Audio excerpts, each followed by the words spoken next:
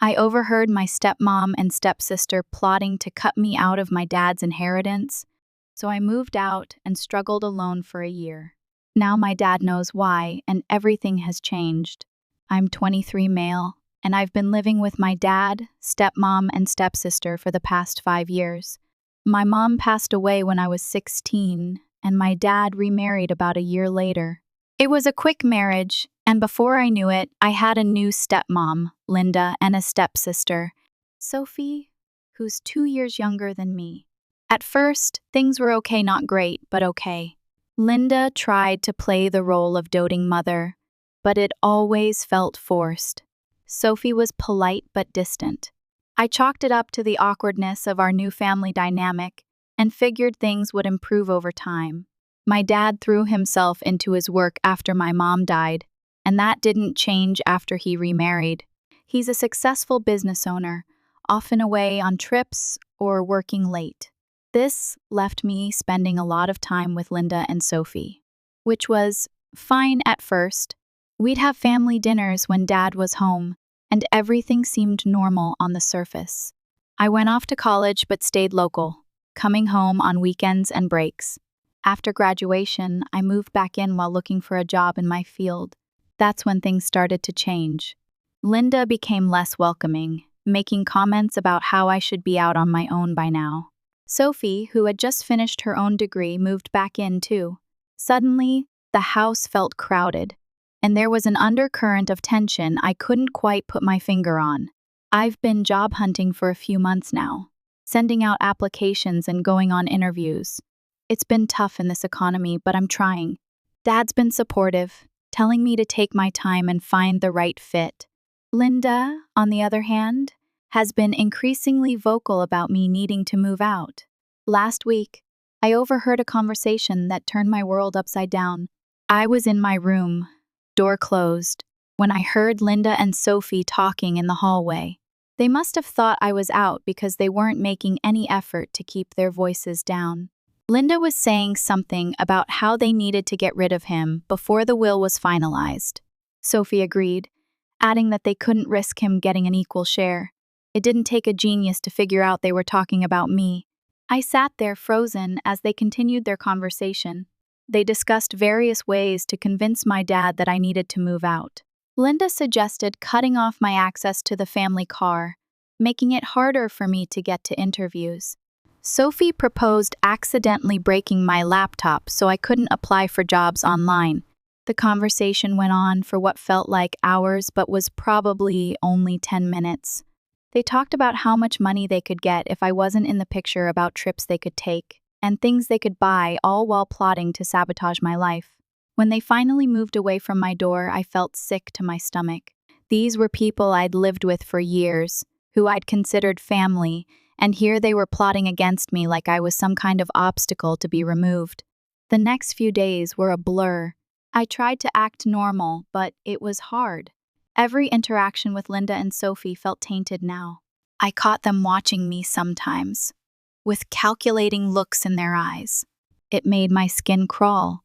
I thought about telling my dad, but I hesitated. He seemed happy with Linda, and I didn't want to be the one to shatter that illusion. Plus, I had no proof. It would be my word against theirs, and I wasn't sure whose side he'd take, so I decided to play it cool and start making plans. I reached out to some friends, asking if anyone needed a roommate. I doubled down on my job search, applying to positions I'd previously thought were beneath me, anything to get out of this house. A week after overhearing the conversation, I got my first break. A friend of a friend was looking for someone to sublet their apartment for 6 months while they studied abroad. The rent was steep, but it was doable if I dipped into my savings. I jumped at the chance. When I told my dad I was moving out, he seemed surprised but supportive. Linda and Sophie, on the other hand, couldn't hide their glee. They made a show of helping me pack, all while exchanging knowing looks when they thought I wasn't paying attention. The day I moved out, I overheard them again. This time, they were discussing how to ensure Dad didn't change the will now that I was gone. It made me realize that this wasn't just about getting me out of the house. They wanted to cut me out entirely. I've been in my new place for a month now, It's small and not in the best area, but it's mine. I'm still job hunting, picking up gig work where I can to make ends meet. It's not ideal, but it's better than living in that house with people who see me as nothing more than an obstacle to their inheritance. Dad calls every few days to check in. He's noticed that I don't come around much anymore, and I can tell he's worried. I make excuses about being busy with job hunting and settling into my new place. I can't bring myself to tell him the truth, not yet, anyway. I've thought about hiring a lawyer, maybe trying to protect my inheritance, but the truth is, I don't care about the money. What hurts is knowing that the people I thought were my family see me as nothing more than a roadblock to their financial gain. Sometimes, late at night, I wonder if my mom would be disappointed in me for not fighting harder. But then I remember how she always taught me that family was about love, not blood or legal documents. By that definition, Linda and Sophie were never really my family at all. I'm not sure what the future holds. Part of me wants to confront them, to call them out on their scheming. Another part just wants to walk away and never look back. For now, I'm focused on building my own life, one that doesn't depend on anyone else's goodwill or inheritance. Last week, I finally landed a job. It's entry level and the pay isn't great, but it's a start. I haven't told Dad yet. I'm not sure I want Linda and Sophie to know anything about my life anymore. The less they know, the less they can try to sabotage. I've started therapy, the cheapest I could find, trying to work through the anger and betrayal I feel. It's helping, slowly. My therapist suggested writing letters to Linda and Sophie, not to send, but to get my feelings out. I've filled notebooks with all the things I wish I could say to them. Sometimes, I dream about my mom. In these dreams, she's always smiling, telling me she's proud of me. I wake up feeling a mix of comfort and loss. I miss her more than ever now, wishing I had her guidance to navigate this mess. I've thought about reaching out to my mom's side of the family. We lost touch after she died, mostly because it was too painful for all of us. But now I find myself craving that connection. Maybe it's time to rebuild those bridges. As the months have passed, I've settled into a routine: work, home, repeat. It's not exciting, but it's stable. I'm slowly building a life for myself, one that has nothing to do with Linda, Sophie, or any inheritance. Dad's birthday is coming up next month. I'm debating whether or not to go to the family dinner.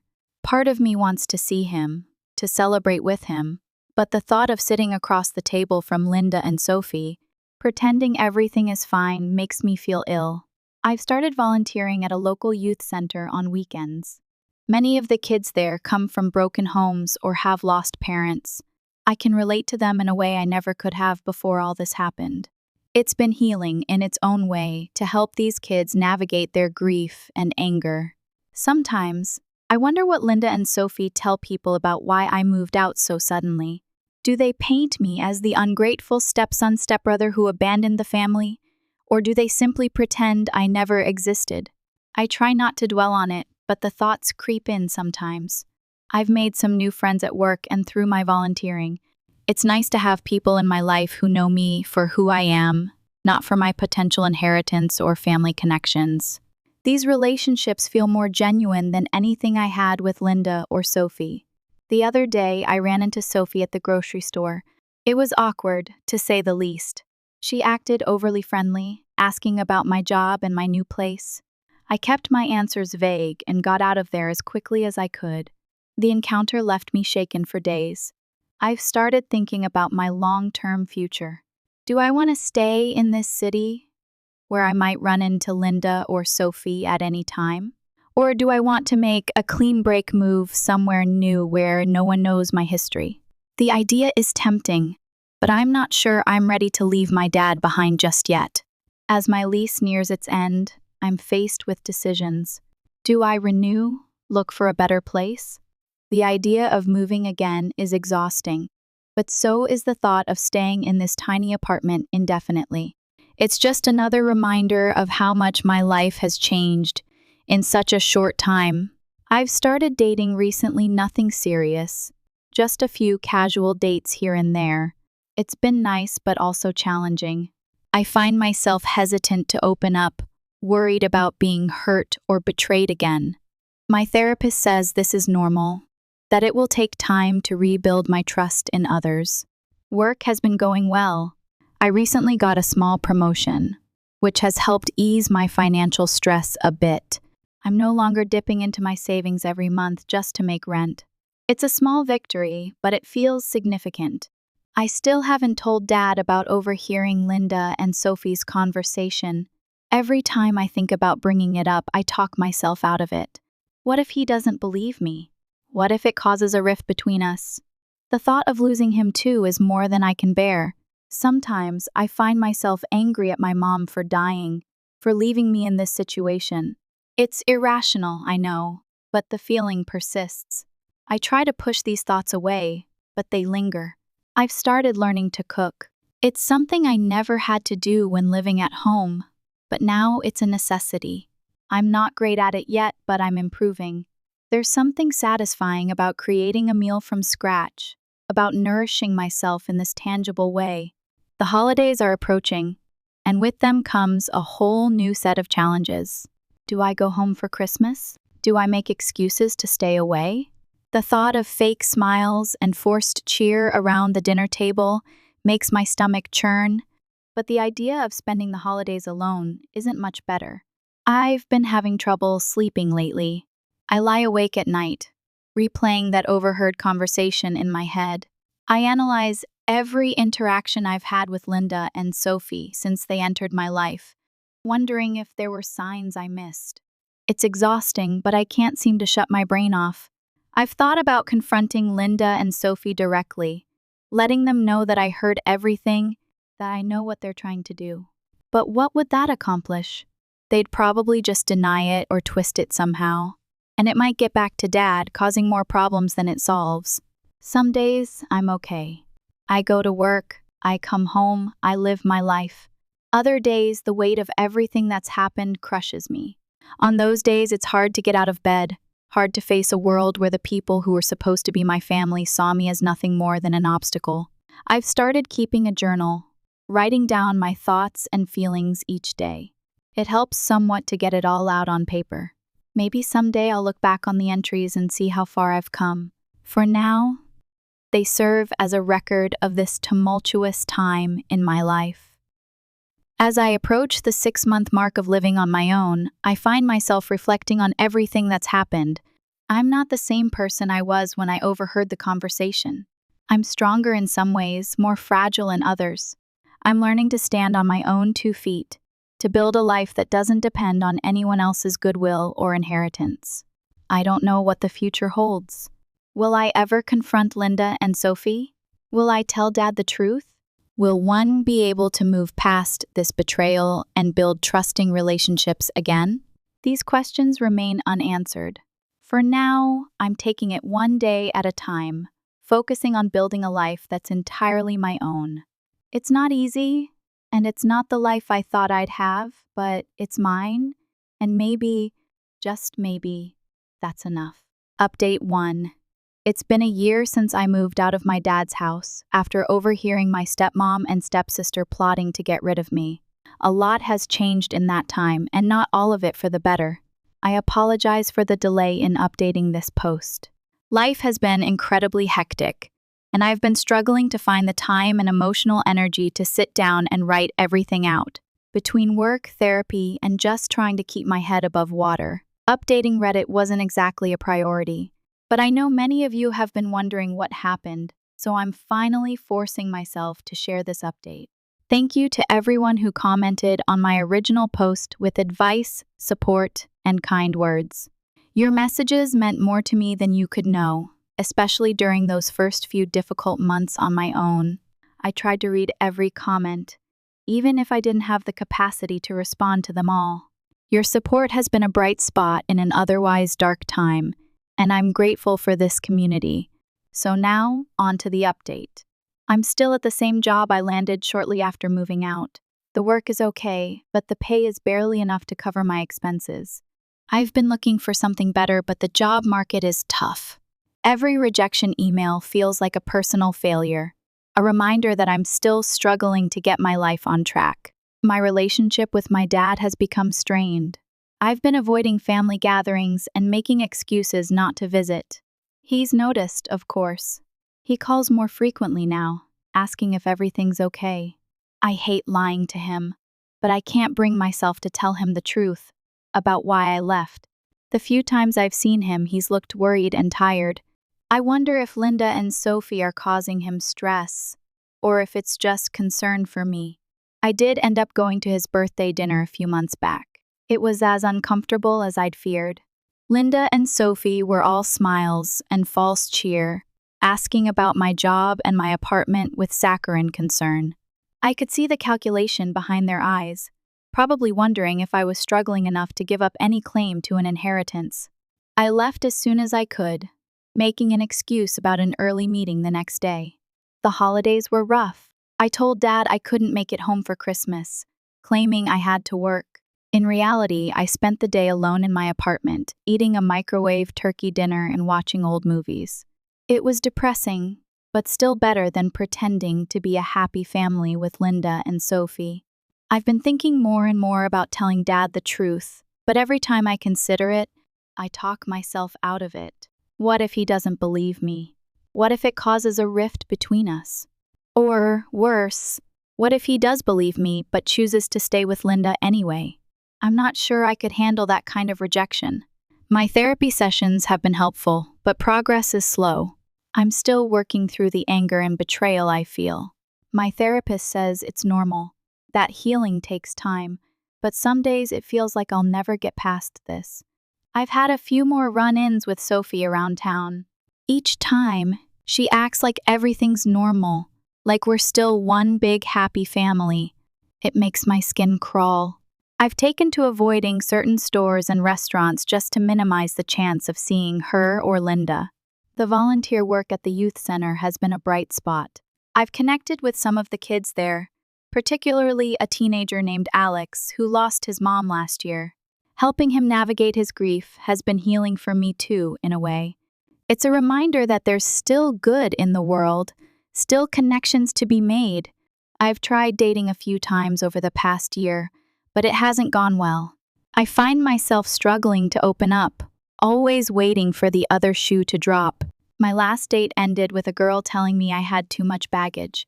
She's probably right. My lease is up next month, and I'm not sure what to do. The idea of moving is exhausting, but I'm also tired of this tiny apartment with its noisy neighbors and temperamental heating. I've been looking at places in other parts of town, maybe even in the next city over. A fresh start is tempting. I did end up reaching out to my mom's sister, my Aunt Emily. We hadn't spoken in years, not since Mom's funeral. It was awkward at first, but as we talked, it felt like reconnecting with a part of myself I'd lost. She invited me to visit her family for a weekend. I'm considering it, though the idea of explaining everything that's happened is daunting. Work has been more stressful lately. There have been rumors of layoffs, and as one of the newer employees, I'm worried I'll be on the chopping block. The thought of losing my job terrifies me. I don't have much savings left, and I'm not sure how long I could stay afloat without an income. I've started having nightmares about being homeless, about having to go back to Dad's house and face Linda and Sophie. I wake up in a cold sweat, heart racing. It takes hours to calm down enough to sleep again. My birthday came and went without much fanfare. Dad called, of course, and a few friends took me out for drinks, but it was hard not to compare it to birthdays past, when Mom was alive and we'd have big family celebrations. The contrast was stark and depressing. I've been thinking about my mom a lot lately. I wonder what she'd think of all this, how she'd advise me to handle it. Sometimes I talk to her photo, telling her everything that's happened. It's childish, maybe, but it helps.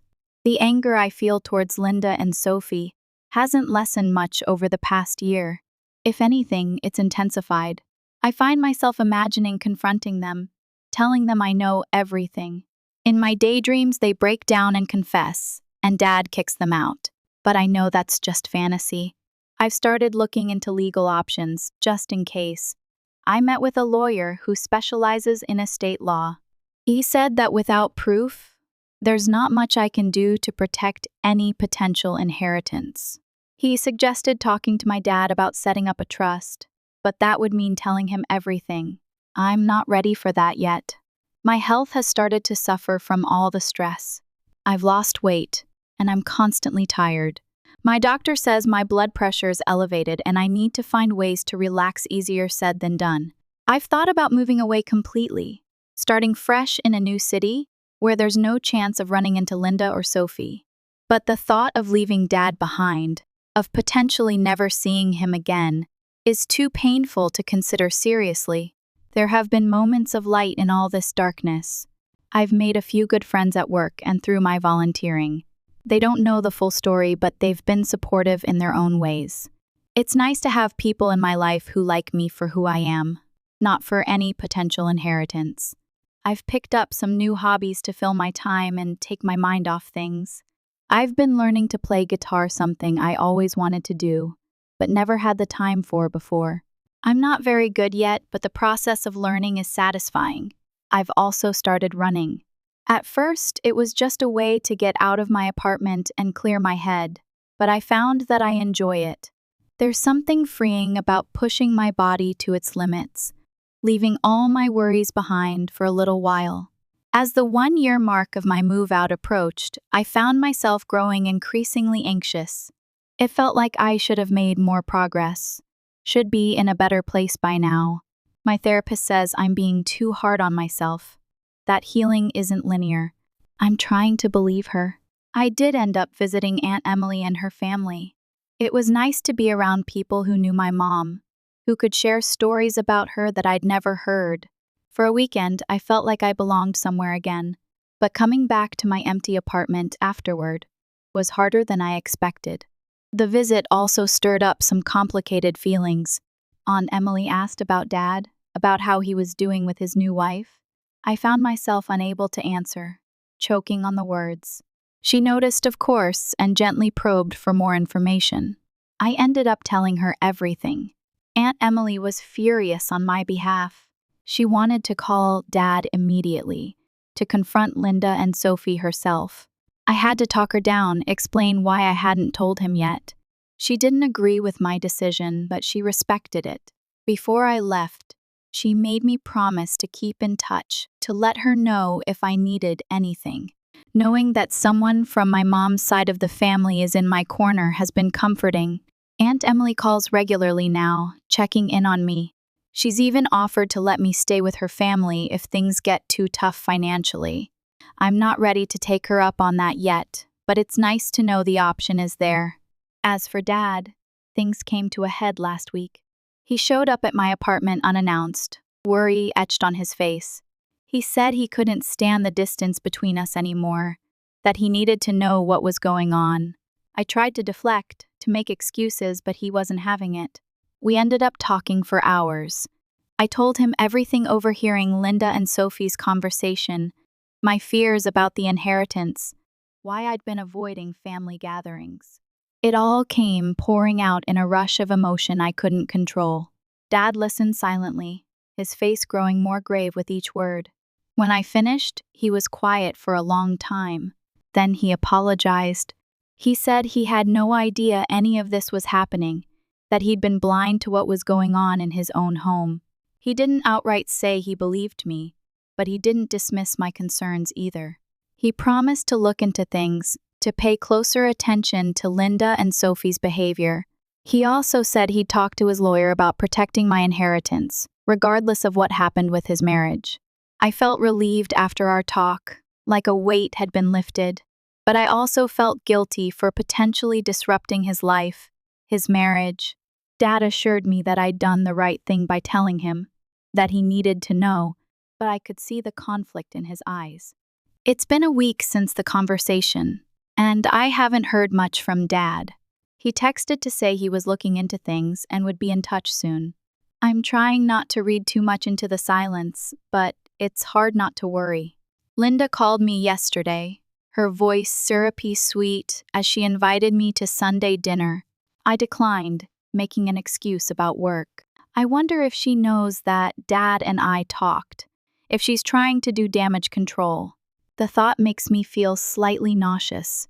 As I approach the start of my second year on my own, I find myself at a crossroads.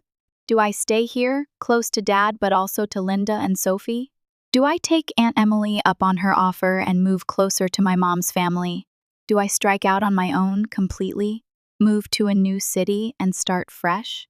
I don't have answers yet, but for the first time in a long time, I feel like I have options. The future is uncertain, but it doesn't feel as bleak as it did a year ago.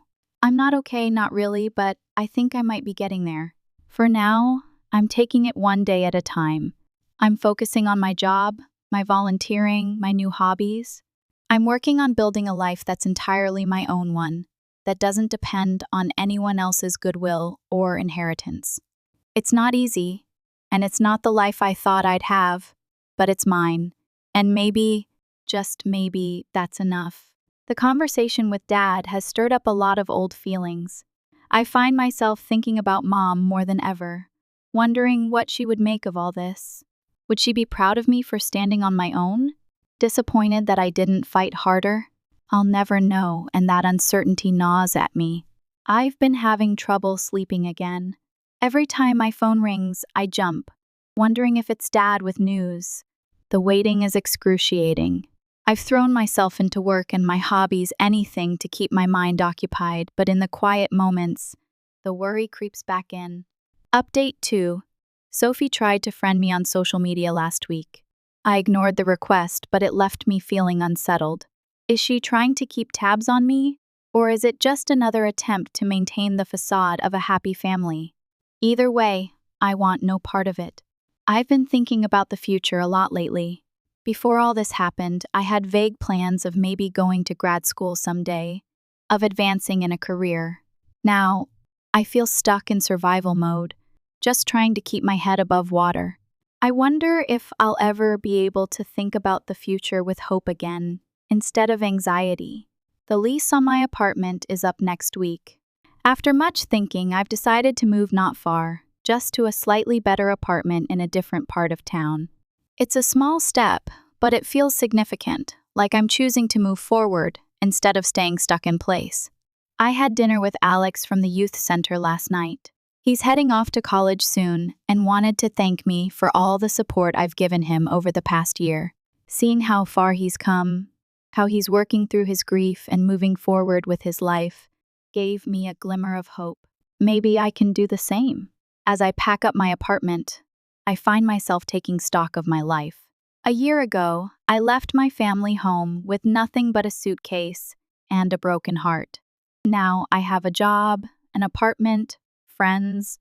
It's not much, but it's something I've built for myself. There's a certain pride in that, mixed with the lingering pain and uncertainty. I'm still waiting to hear from Dad about what he's found out. The silence is deafening, but I'm trying to be patient. Whatever happens, I know I'll face it. I'm stronger now than I was a year ago. I've survived betrayal, loneliness, and uncertainty. I can survive whatever comes next. For now, I'm focusing on my move, on setting up my new apartment, on making it feel like home, on continuing to build a life that's mine regardless of what happens with Dad, Linda, and Sophie. It's not the life I thought I'd have, but it's the one I'm living. And for today, that has to be enough. Final update. It's been about 3 months since my last update, and a lot has happened. I'm not sure where to begin, but I guess I'll start with the biggest news. Dad finally made his decision. After our talk, where I told him everything about overhearing Linda and Sophie's plans, Dad spent weeks investigating. He hired a private investigator, went through financial records, and even set up some kind of sting operation that he won't give me the details of. But in the end, he uncovered enough evidence to confirm everything I'd told him and then some. It turns out Linda and Sophie had been siphoning money from Dad's accounts for years. They'd been making small withdrawals, nothing big enough to raise suspicion, but it added up to a significant amount over time. They'd also been pressuring Dad to change his will, using emotional manipulation tactics that the PI documented.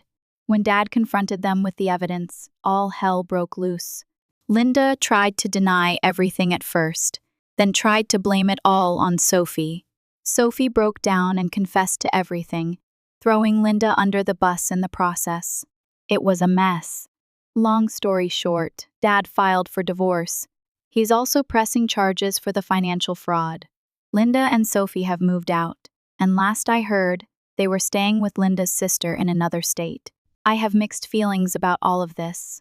On one hand, I feel vindicated. Everything I feared, everything I overheard, it was all true. On the other hand, I hate seeing Dad go through this pain. He loved Linda, or at least he thought he did. Finding out it was all a lie has been devastating for him. Dad and I have been talking more now. He's apologized countless times for not seeing what was happening, for not believing me sooner. I've forgiven him, but our relationship is still strained. We're working on it, though. We've started having weekly dinners together, just the two of us. It's awkward sometimes, but it's a start. As for me, I'm still in my new apartment. The move was good for me, I think. It feels like a fresh start, a place that's truly mine, without any connections to Linda or Sophie. I've been slowly furnishing it, making it feel like home. It's not much, but it's mine, and that means something. Work has been going better. The layoffs I was worried about didn't end up happening, and I even got a small raise. It's not much, but it's enough that I'm not living paycheck to paycheck anymore. I've started putting a little bit away in savings each month. It's not much, but it's a start. Therapy is ongoing. My therapist says I'm making progress, even if it doesn't always feel like it. The anger and betrayal are still there, but they're not as all-consuming as they once were. I'm learning to live with what happened, to not let it define me. I've been spending more time with my mom's side of the family. Aunt Emily has been a godsend through all of this. She's become a sort of surrogate mother figure, always there with advice or just a listening ear when I need it.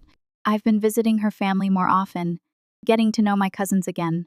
It's nice to feel like I have a family again, even if it's not the one I grew up with. Dating is still complicated. I've been on a few dates, but nothing serious. I'm still working on trusting people, on opening up. My therapist says this is normal, that it will take time. I'm trying to be patient with myself. One unexpected development is that I've started writing. Nothing fancy, just journaling at first, but lately, I've been thinking about turning my experiences into a book, maybe a memoir, or maybe fictionalized. I'm not sure yet, but writing has been cathartic, a way to process everything that's happened. Dad and I had a long talk last week about the inheritance issue. He set up a trust for me, separate from his personal assets. He says he wants to make sure I'm taken care of, no matter what happens. I tried to tell him it wasn't necessary, that I don't care about the money, but he insisted. I think it's his way of trying to make amends. Dad's been talking about selling the house, too many bad memories, he says. Part of me is sad about it. It was my childhood home, after all. But I understand his need for a fresh start. We've been looking at smaller places together.